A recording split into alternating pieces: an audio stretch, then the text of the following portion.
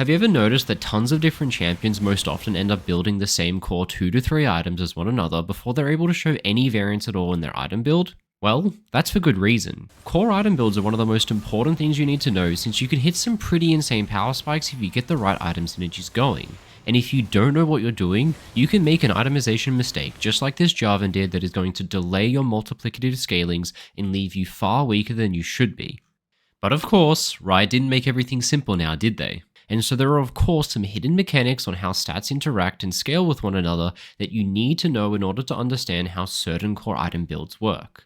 So let's learn everything there is to know on the subject, from how to choose the correct core item set to go for how to get the most out of them, the hidden effects working in the background of some, and how with the right knowledge you can optimize those core items to get some of the biggest mid to late game power spikes you can possibly get.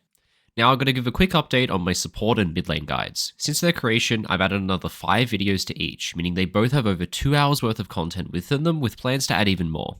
The idea within these guides is that each video is its own standalone coaching session for you, focusing on giving you about 3 practice goals that you can use for your games going forward. The idea is that you'll watch video 1, go play a bunch of games to practice what you learned in the video, then you can revisit the guide and have your second coaching session when you're ready, and then repeat.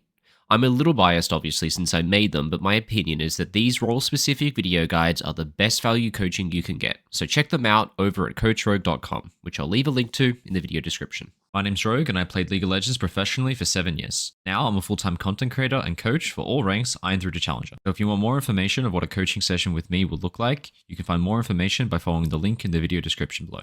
The secret to understanding how most core item builds work is realizing that they boil down to basically 1 or 2 key items that you're trying to maximize the effect of, and everything else that you're building exists to simply enable. The obvious example of this that you probably already understand is the item Infinity Edge. Now, Infinity Edge amplifies the damage that your crits deal, but this passive only becomes gold efficient when you reach a 75% critical strike chance, so you must first build 2 crit items first before you can buy that Infinity Edge. With this in mind, you generally wouldn't buy a first or second item that doesn't give critical strike chance then, as doing so would obviously significantly delay the ability to buy your Infinity Edge, which is a crit AD's most significant power spike. Now, let's take that logic you already understand with the item Infinity Edge and apply it to every other archetype of champion in the game and whatever core item they're building towards, and you'll begin to see why this Jarvan build that I hinted at the intro isn't so good. Now, Jarvan has a few core item builds he can opt for, mainly Lethality or Bruiser, but this Jarvan player is playing against a mostly physical damage enemy team comp with high burst damage on Graves, Vi, and Mel, as well as some unavoidable crowd control on Poppy and Vi. When versing an enemy team composition that has unavoidable crowd control, you generally want to opt for a tankier build, as it gives you some room for error in case you get hit by CC in a team fight so you don't get one-shot. And since most of the enemy team comp does physical damage, we can easily itemize armor, so our Jarvan should probably opt for a Bruiser tank build. Now, Jarvan's Bruiser build revolves around 2 core items, Sterix and Death Stance. Sterix Gauge gives bonus AD based on your champion's base attack damage. Since we gain attack damage passively through level ups, it's nice to allow ourselves to level up a bit before we buy this item, so the passive is doing a little bit more. It also has a second lifeline passive, which gives you a massive shield when you're low on health, but the size of this shield also scales with bonus health, meaning in the same way that you need to get a good foundation of crit before building Infinity Edge, you need to get a good foundation of health items before buying a Sterix Gauge. But our Jarvan built an item first that doesn't give any health. A better core item build would be to look for something like this. We first build 2 health items, likely Sunder Sky into Black Cleaver. This gives us enough health to unlock the full potential of Sterix Gauge 2 passives that scale off health. So now we can hit our first power spike at 3 items. Then we hit our major power spike on 4 items upon completing the item Death Stance. The synergy of this build is that everything centers around that Sterix Gauge. The first 2 items give you health, increasing the effect of its passive and making it give a big shield. That big shield procs, keeping you alive in a teamfight for long enough in order to get a kill and to proc the Death's Dance passive. That will remove a significant part of the damage you've recently taken. And even Sunder Sky's passive that restores health on attacks contribute to buying more time for you as well in order to get a kill to proc that Death's Dance passive as well.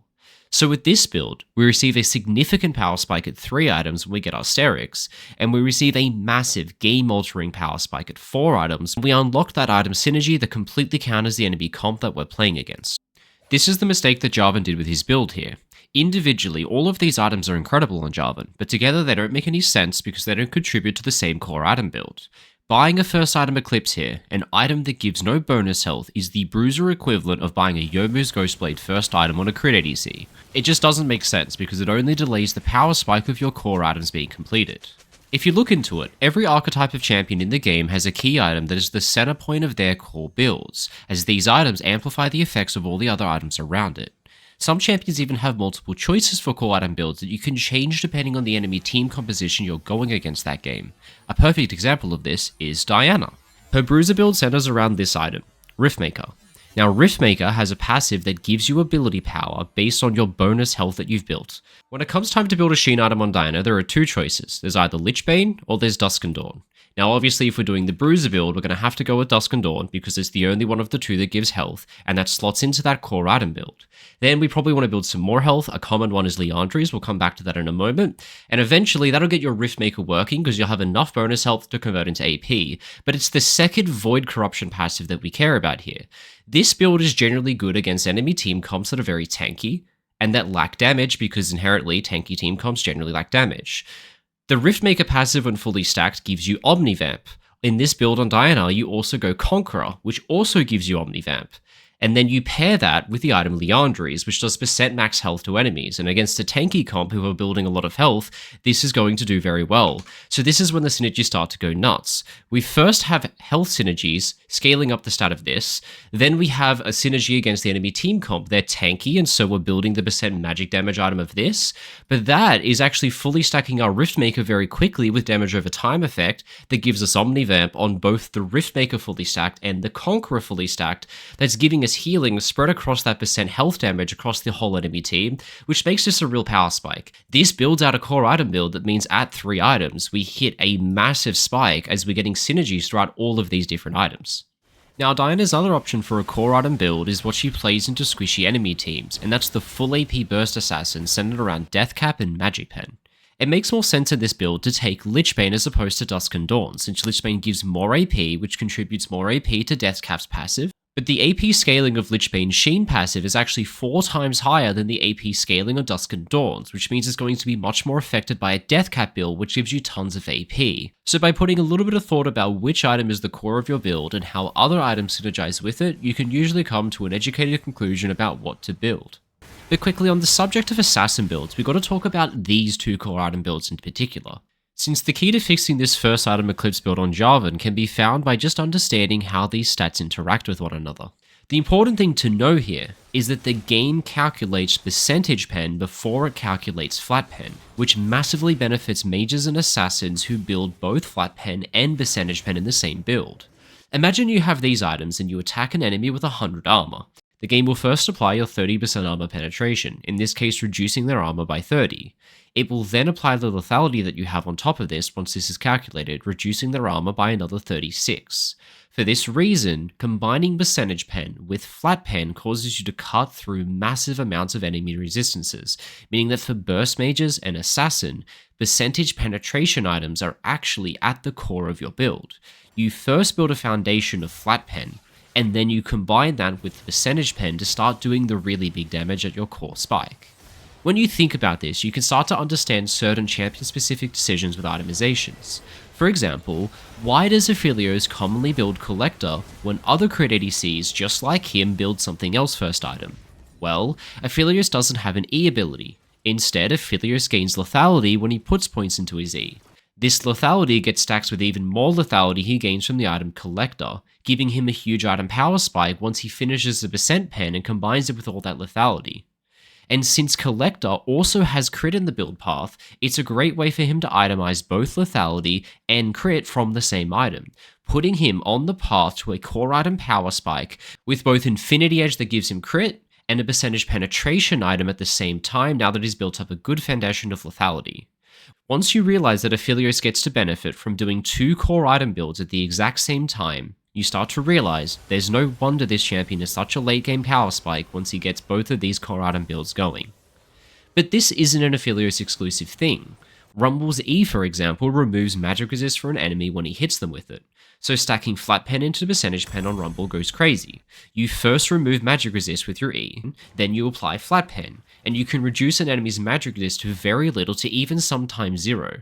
The same build can be done with Jarvan's cube since it reduces armor. This percentage armor reduction combines with huge amounts of lethality that he's built and begins causing him to deal a ton of damage. So if you want to make the item Eclipse work on Jarvan, just do it with this build.